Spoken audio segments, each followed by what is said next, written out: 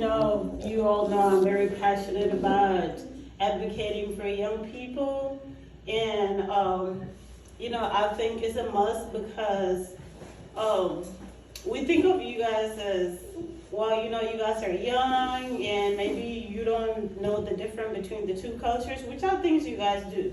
You guys embrace both cultures very well, but I guess we want you guys to do more of it. So I'm going to go to the background of us back home before I come here.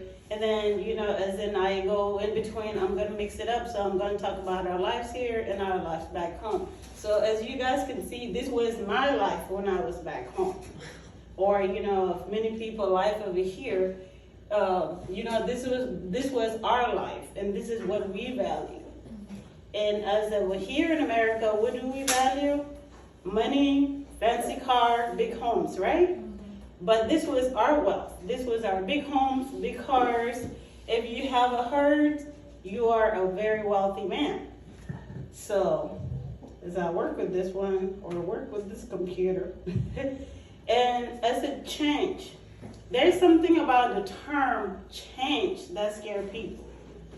Change is a good thing if you let it become a good thing. There's negative change and there's positive change.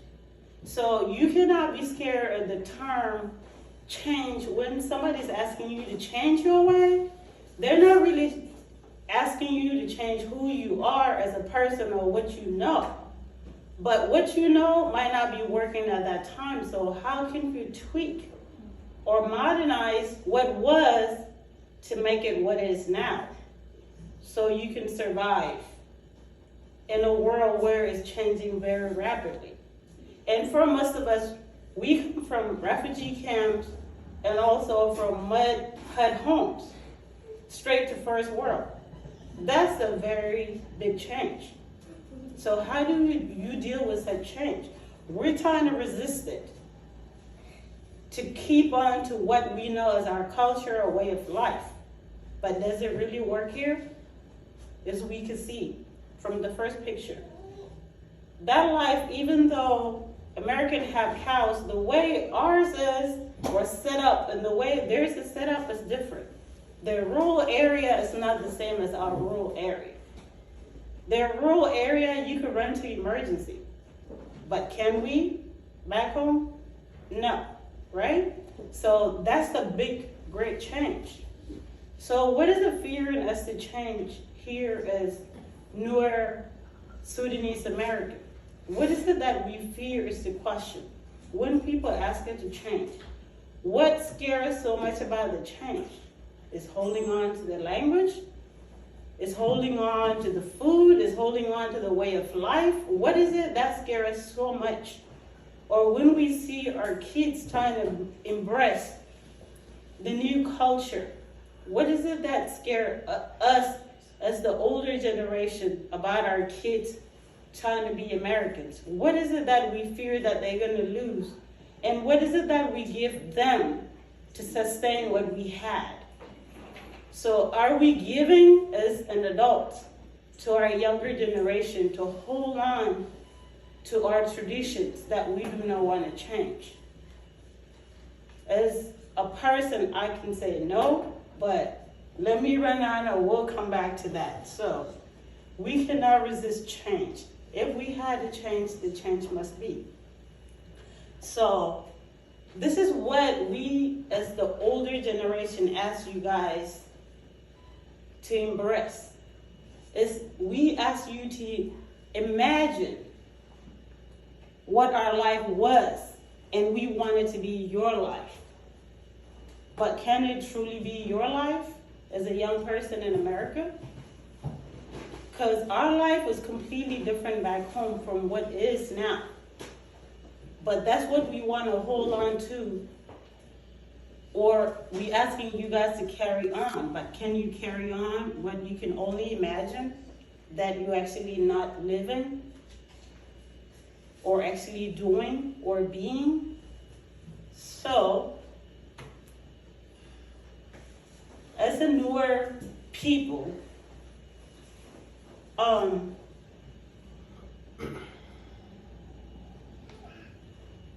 So you know the Nur, and I'm going to use the word were or was and is, because we live in two different worlds. Our life here is not the same as our people life back home, even though we're in the same century. So it was for us, but it is for them, because that's the life that they're in right now. So the Nur people, or the South Sudanese people, were and continue to primarily be agro-pastoralists, which means their lifestyle is centered in cultivation or growing crops and raising livestock, which was my first pictures. This is the cow, right? As it comes, this is what their life is centered, and we are speaking right now. Yes, there are people in the city. Don't quote me on this, but at least we can say 80% or 90% of our people, this is their life. Right now, this is their life.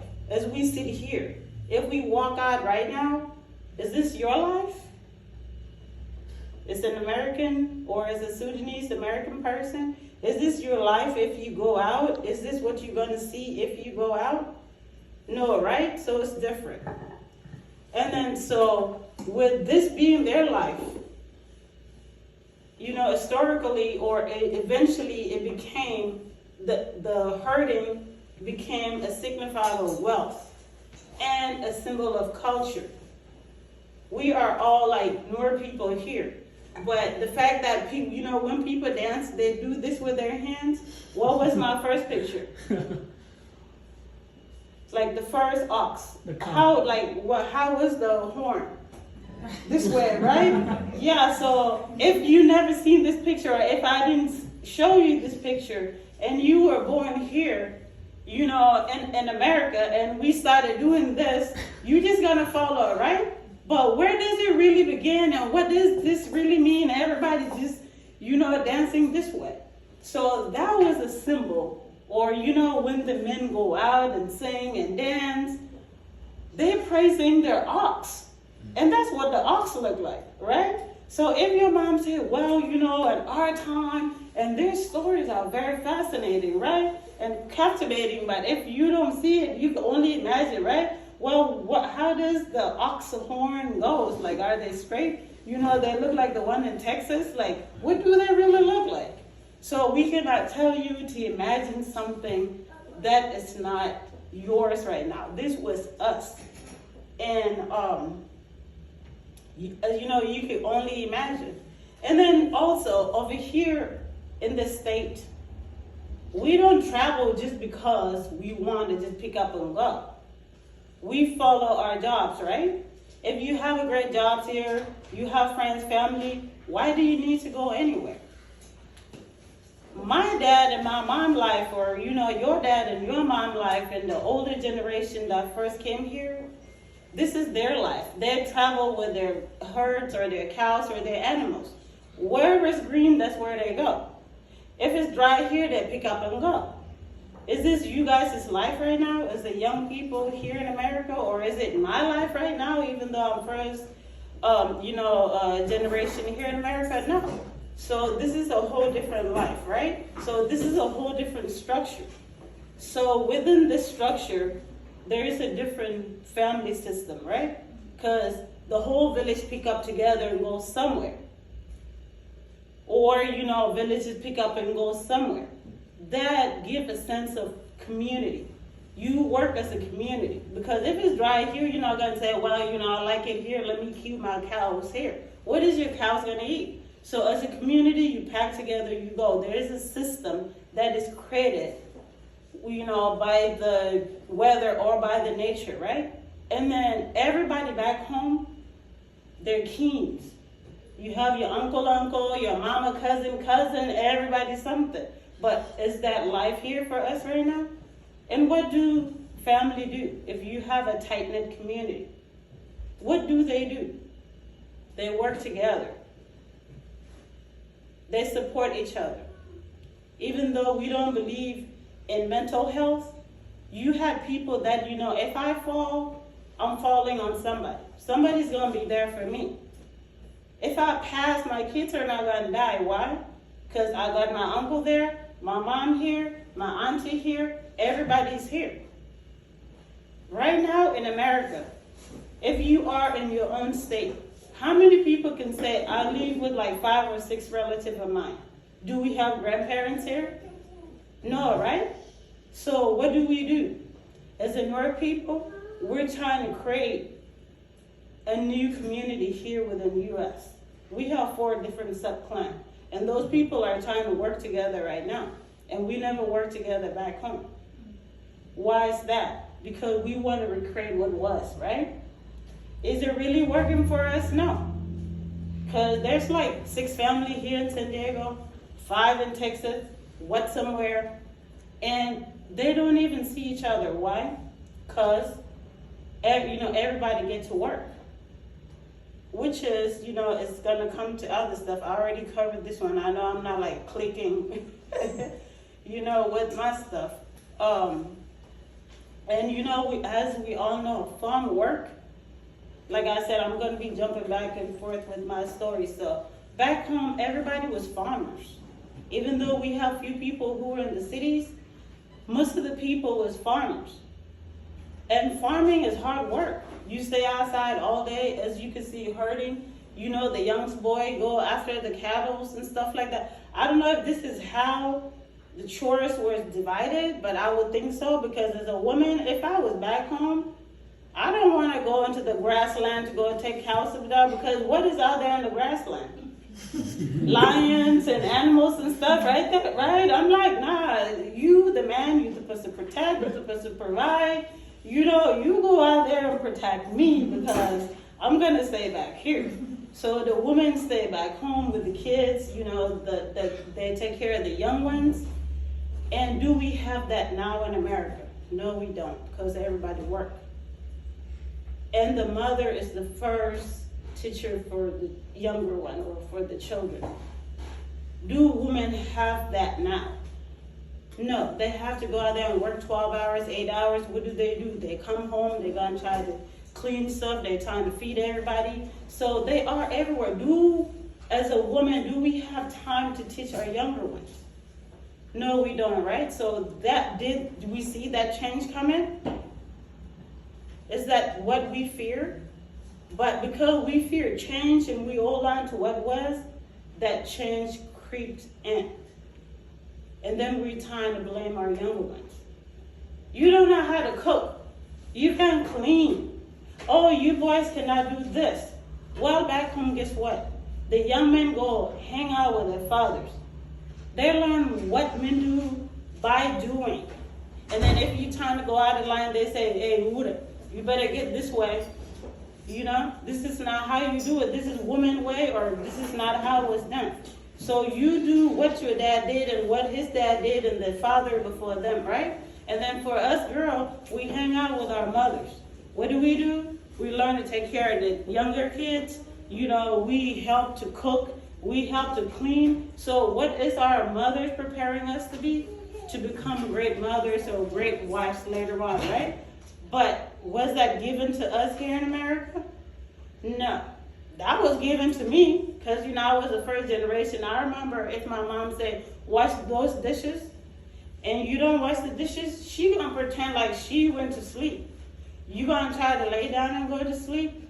She gonna wake up at 1 or 12 in the morning and wake you up to go wash your dishes. Okay? And then what was my brother doing? Sleeping. During the daytime, what does he do? He disappeared, go about his way, right? Go play soccer. Nobody's asking him to do anything. Okay? So, and then now, these boys become men. And many of our parents, we live in apartments. We don't even have backyard where your dad can say, look, take that lawnmower and go mow my lawn. If I come back at 12 o'clock and that lawn is not mowed, we're going to have a problem. How many of you had that chance as men? Okay, the paint from the back or inside the house is messed up. Here are the cans. Get up, I'm going to go to work on a Saturday. I need you to wake up at 8 or 6 in the morning. Get to work. When I come back, my house better be painted. How many of you guys have this chance? That's the difference between us Sudanese Americans and those who are, it's like, I don't want to use the wrong words. It's like, I want to pick a word, but with Americans, that's where we are different. The men, you work with your dad on a car. You're gonna put a car together. Your dad, he gonna take you out, you're gonna mow that lawn while the girls are sitting.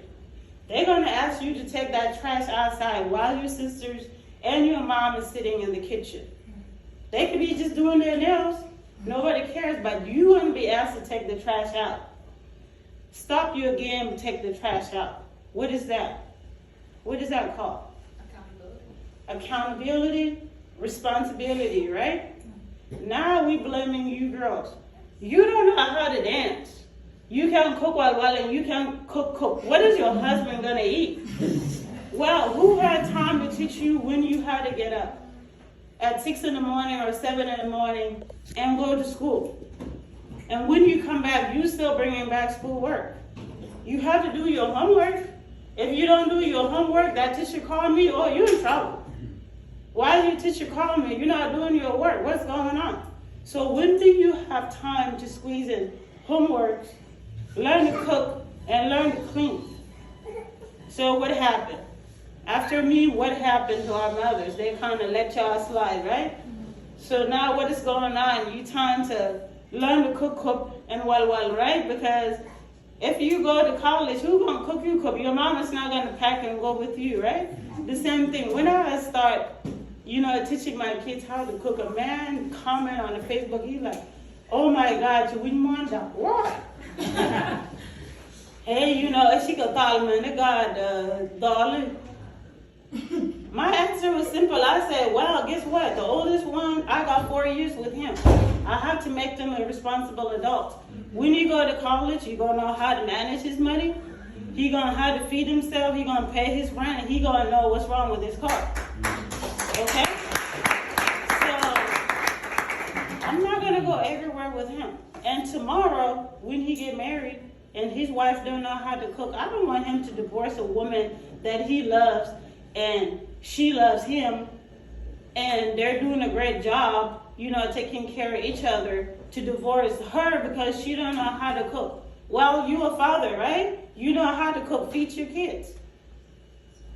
Is this being taught to you, gentlemen? Was this taught to you guys here? Or because it's what it was, right? Back home, men are not supposed to cook. If you're trying to help your wife cook, that woman is going to walk away. Yeah. We're taught to learn how to order Uber. Right? Well, what was and is, we're talking. Back home, you guys are not supposed to milk cow. Right. You're not supposed to cook. You're not supposed to do anything that was considered a girl chore or a woman chore. But here in America, does it work that way? It don't work that way, right? Everybody's a man, everybody's a woman. You gotta feed yourself, right? Like, you cannot just be, I remember back in the 90s, I know some people are gonna side-eye me. A woman would literally cook and leave your food in the fridge. She go pick up the kids and you come home as a man. Your food is in the kitchen. You can see it. Why is it that you don't go to feed yourself? No, you have to wait until the woman of the house come home, and then she's going to prepare your food and bring it to the table. And then you eat and get up. Leave your dishes right there. Maybe the woman is doing something else. She went to go shower a kid. You just get up and leave all that mess on the table. She going to come and take care of it. Yep. Does she work 8 hours? Yep, nonstop. Do you work 8 hours? Yep. Okay. Is there a grandma, auntie that's going to help out your wife in the house? You the auntie and you the grandma, right? And the husband and everything in between, right? So everybody work together, but let a man try to do that right now if he go back home. You married your young wife and you go to her kitchen and help her out. You help yourself to a table and try to eat. Guess what that woman is going to do? She going to walk out. This man is taking over my stuff. This is supposed to be my kitchen. This is my house. I feed him. But what do you young people need here? You want a man that can cook? You know, maybe cook you breakfast in the morning, help you clean the house, right? So these two cultures, they mix together. So which one do we let go? And when do we let it go? And what do we embrace? Or, you know, when do we let go of what was? And then the one thing too that is messing up our community is polygamy. Yes. Some of y'all are like, oh my God, did she? Yes, because it was and it is. Many people from here, as we know, they go back home and get married. And then I thought, okay, I can understand, we farm, we herd, it's a lot of work. You need extra kids, and then, you know, if you have girls, they marry off, you know, you're gonna become a wealthy father, you know, a father of girls. Yes, you know, that's wealth. But as Sudanese American, do we still need to have 3, 4 wives and 10, 15 kids? You came from somewhere we have a culture to follow. Yes. Yes. Yes. Genuine love, yeah. Yes. We have a time for that. And, you know, and that's the key word. Right. If you can afford. Right. Okay? If you can afford. Right. If you have 6 kids, right, as a mother, I can barely afford 4 kids. Okay? If parenting is done right, 4 kids in America is a lot. So, should we still hold on to that? What was? Or should we take a different route? Because our community is falling apart. Or we going the side way because we holding down to the wrong what was and what is not is. If we don't need 10 kids to help us mow our lawn or bring in our groceries, why do we need to bring 10 or 20 human beings that we cannot take care of in this world? I remember back in 1990, because we all came from camps, and this slides that I showed, or the slides over here, of, you know, milking cows, grinding this, or, you know, the UNHCR was there for us. When we first came here, almost everybody have a child every other year, and every time I go, I'm like, is this a new one? And they thought I was just so rude. I'm like, no, I'm just asking. Like, because their mind, we came from very limited resources to now the kids have formulas. You know, we don't have to go milk cow, we just go to the store and grab milk. You can't even count, we don't even know the milk can run off, right? Do we ever know, like, we can run out of eggs, but are we running out of eggs right now? Yes, right?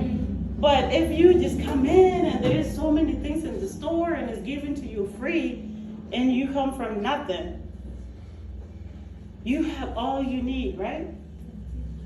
And then there's this one word they always say, oh, you know, he's almost graduating high school. When he graduated high school, he's gonna go to college or go somewhere and not coming back to your house. How many of you guys are back to your parents' house? Right? So we didn't see this. Why? It's because we came from something that's very limited to something that is almost free. And we thought, oh, we could just have kids. Have we thought about college kids, you know, their time in college when they're coming back to us? So this is, you know, when we speak to maybe one particular audience, or, you know, to this one, but I'm speaking to the young people and I myself. When I try to judge you, I have to ask myself, well, you know, I'm a generation Americans here. Did I literally offer you what you needed to do to survive? Was I part of like trying to teach you how to cook and clean and dance? Was I telling you stories about how our parents was and is back home? Because we cannot just say, imagine our life then and try to make it yours now. And then for us adults, we cannot say, oh, American kids, because that's what we use, God America, God America. Well, what did we provide to God America? So they could be Sudanese American, yet, they don't lose their culture or their language or whatever structure we have back home. We are Americans, yet we are Sudanese. Have we given y'all that? So as, adults or the first generation or the older generation, let's not blame our young people. They're just lost in the mix as we can see here. The life that is and was, it's not their life right now. If we wanted to combine it together, we have to understand them and work with them and not just think, oh, they just don't want to be. Because you cannot be two things at once. You could only be one, but tweak the other one to make it become one. So.